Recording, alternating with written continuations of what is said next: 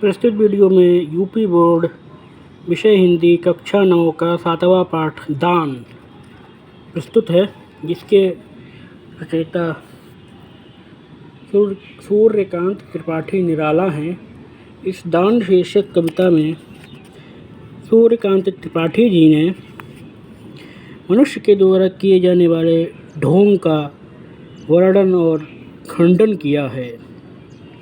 इस कविता में उन्होंने दिखाया है कि किस प्रकार से एक व्यक्ति जो सदैव धर्म का उपदेश देता है, परंतु जब धर्म करने का अवसर आता है, धर्म पालन करने का अवसर आता है, तब वह उससे दूर हो जाता है, विमुख हो जाता है। निकला पहला अरविंद आज, देखता निंद रहस्य साज। सौरभ बसना समीर बहती, कानों में प्राणों की कहती। गोमती छेड़कटी नटी नवल, नृत्य पर मधुर आवेश चपल। प्रस्तुत कविता में कवि ने गोमती नदी का वर्णन किया है कि निकला पहला अरविंद आज, देखता अनिंद रहस्य साज। आज पहला अरविंद अर्थात कमल खिला है, जो कि अनिंद अर्थात निंदनीय नहीं है, और रहस्य साज रहस्य से परिपूर्ण है। एक रहस्य में सौंदर्य उसमें विद्यमान है।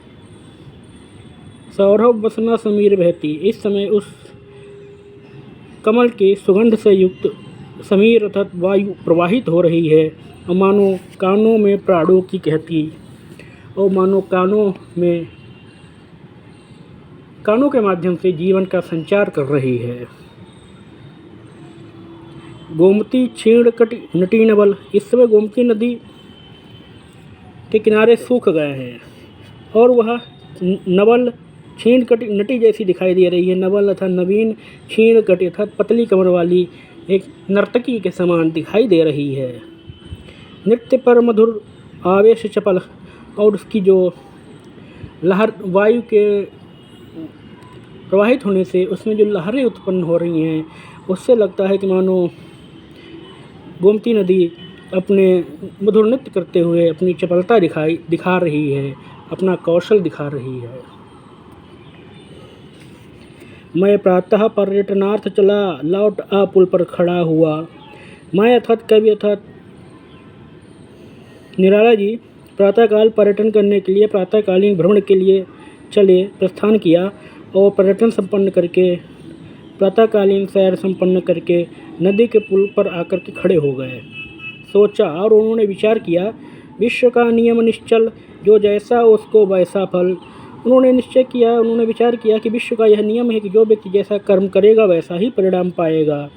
देती यह प्रकृति स्वयं सदया, सोचने को न रहा कुछ नया। और उन्होंने सोचा कि हाँ, दयालु प्रकृति स्वयं ही व्यक्ति को उसके कर्म अनुसार परिणाम देती है, और इसमें कुछ भी सोचने के लिए नवीनता नहीं है, यह तो चिरंतन काल से ही प्रचलित है। सौंदर्य गीत बहुवर्णगंध, भाषा भावों के छंदबंध। सौंदर्य गीत अनेक प्रकार के वर्ण, गंध, भाषा और भावों के छंदबंध आदि जो कुछ है, उससे भिन्न अब कुछ भी नया सोचने को नहीं बचा था, कि इन सब तत्वों पर, विषयों पर बहुत विचार विमर्श हो चुका है। और भी उच्चतर जो विलास प्राकृतिक दान वे सप्रयास या अनायास आते हैं, सब में है श्रेष्ठ धन्य मानव। और इससे भी जो उच्चतर विलास हैं, भोग विलास के साधन हैं, वे या तो प्राकृतिक रूप से प्राप्त होते हैं, अथवा सप्रयास अथवा प्रयास करने पर, अथवा अनायास ही संयोगवश ही प्राप्त हो जाते हैं। सब में है श्रेष्ठ धन्य मानव, और प्रकृति की संपूर्ण रचना में मनुष्य सर्वश्रेष्ठ प्राणी है। फिर देखा उस पुल के ऊपर बहुसंख्यक बैठे हैं वानर। तब कवि ने उस पुल को देखा जिसके किनारे पर अनेक बंदर बैठे हुए थे। एक और पंथ के कृष्णकाय, कंकाल शेष नर मृत्यु पाए। वो पथ अर्थात मार्ग के एक और काले रंग का कंकाल मात्र शेष मनुष्य, जो लगता था कुछ ही समय में मर जाने वाला है, पड़ा हुआ था।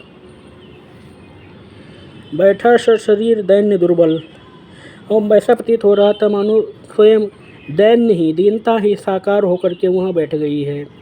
भिक्षा को उठी दृष्टि निश्चल, वह अपनी टकटकी लगाई दृष्टि से भिक्षा की आशा कर रहा था कि कोई दयालु व्यक्ति वहाँ से निकलेगा और उसे भिक्षा देगा।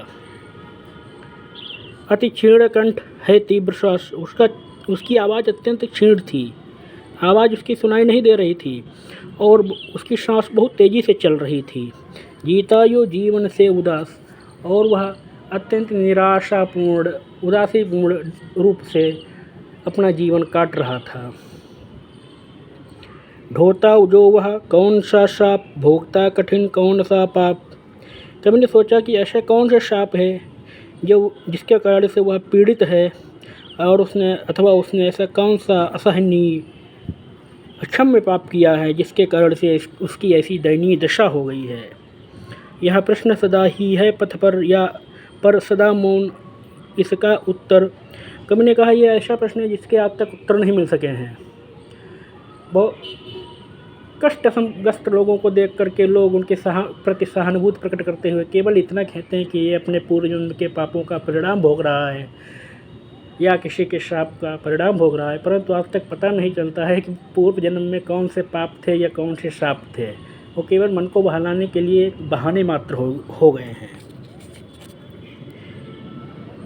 जो बड़ी दया का उदाहरण वह पैसा एक उपाय करण। ऐसी स्थिति में आजकल यह धारणा है कि गरीब की सहायता करने का सबसे बड़ा उपाय उसको दान देना है। यदि किसी अभावग्रस्त व्यक्ति को कुछ धन दे दिया जाए तो निश्चित ही उसके जीवन में अभाव का कुछ न कुछ समाधान हो जाता है, और वह पैसा अर्थात धन एक उपाय के रूप में सिद्ध होता है। मैंने झुक नीचे को देखा, तभी कवि ने पुल से नीचे झुक करके देखा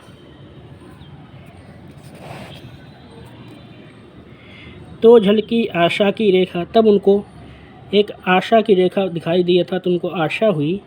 विप्रवर स्नान कर चढ़ा सलिल, शिव पर दूरबादल टंडुल तिल। एक ब्राह्मण स्नान करके शिव पर जल समर्पित करके दूरबादल टंडुल तिल आदि समर्पित करके लेकर झोली आए ऊपर, और अपनी झोली लेकर के उस पुल पर आ गए। देखकर चले तत्पर वानर, उन्होंने वानरों को देखा तो वो तेज़ी से उनकी ओर बढ़े। द्विजराम भक्त, वे द्विज अर्थात विप्र राम भक्त थे। भक्ति की आस, उनको अपने जीवन में एकमात्र भक्ति की ही आशा थी।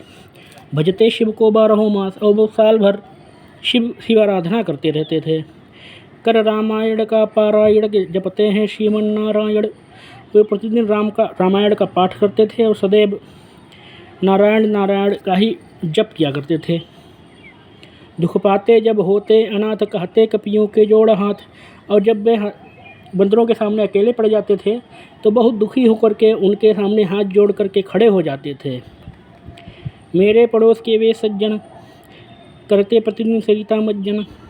कवि ने कहा है कि वे सज्जन मेरे ही पड़ोसी हैं और प्रतिदिन नदी में स्नान करने के लिए आते हैं। झोली से पुए निकाल लिए, बढ़ते कपियों के हाथ दिए। उन्होंने अपनी झोली से पुए निकाल लिए और बंदरों को दे दिए। देखा भी नहीं उधर फिरकर, इस ओर रहा वह भिक्षु इतर, परंतु उस बेचारे दीनहीन लाचार असहाय भिक्षु की तरफ देखा भी नहीं जो सड़क के एक ओर पड़ा हुआ था। चिल्लाया किया दूर दानव, और जब वह भिक्षु उनके ओर आया इस आशा से कि वे उसे भी कुछ पुए दे देंगे, तो उन्होंने बहुत क्रोध से चिल्लाकर उसको वहाँ से भगा दिया। बोला मैं धन्य श्रेष्ठ मानव। तब कवि को उन विप्रवर की असलियत पता चल गई, और उन्होंने सोचा कि केवल इसी के कारण से व्यक्ति अपने को धन्य कहते हुए फूला नहीं समाता है, जबकि हकीकत इसके विपरीत है।